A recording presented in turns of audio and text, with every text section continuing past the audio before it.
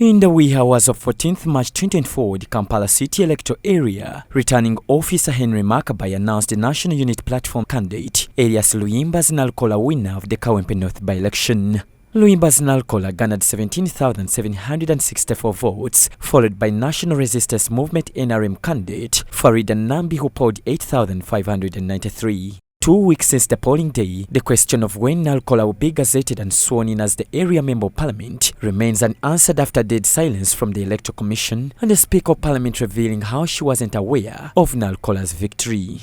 This caused the public uproar. The mandate of the Electoral Commission is very clear: to organize free and fair elections, to declare the winning candidate, and all the processes. Now, it's not fair to hide behind the President's statement as if the President has taken over the Constitution. My best interest that I have my member in the House. It is to my best interest because I want my member in the House, I want the constituents to be represented. So we'll wait for the Gazette, and when we receive the Gazette, we'll swear in the member. So, Attorney General, you'll need to make a follow-up on that, on what is being raised. Today, the Kawempe North elect Member of Parliament, accompanied by NUP Secretary General David Lewis Luongoya and his lawyer George Musisi, visited the Electoral Commission headquarters in Kampala to get clarification on the status of his swearing in. Speaking to the media shortly after the meeting, Lewis Luongoya revealed how the Electoral Commission had assured them of having submitted Nalukoola's details to the Uganda Printing and Publishing Corporation, UPPC, for publication. We met with the Electoral Commission headed by Justice Byabakama, Mr. Byabakama, and they assured us that they are working on gazetting him. They have in fact said that for them they have already sent this information to UPPC and that anytime. Unfortunately, they didn't give us a clear date because they said they are not the ones in charge of UPPC, but for them they said they've done their part and set the name. They also said that the reason why there has been a delay has been because of the violence and the issues that were encountered, that they were waiting for a report from the returning officer and all that. Erias Luyimbazi Nalukoola, however, revealed how he would storm the Uganda Printing and Publication Corporation, UPPC, if they delay in the Gazette process. Our voice to the Electoral Commission has been heard.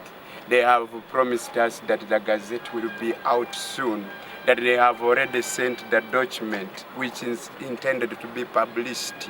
So in the near future, if the Gazette is not out, we shall inform you when we are to visit the headquarters of UPPC to ask them why it is taking snail's pace to have the Gazette effected.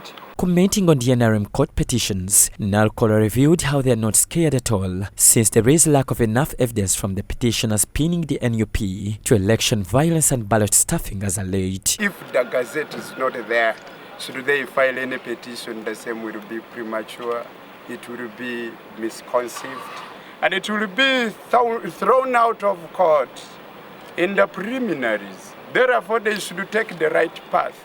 We are not worried about any petition. We shall handle that, should they file the same.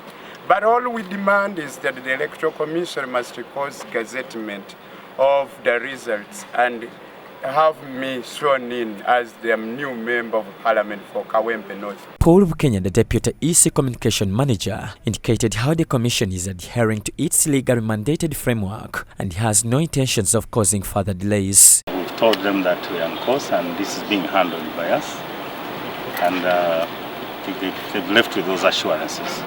So the rest of the conversations had to do with still post-election issues, and we think that they'll be hearing from us because we're in touch.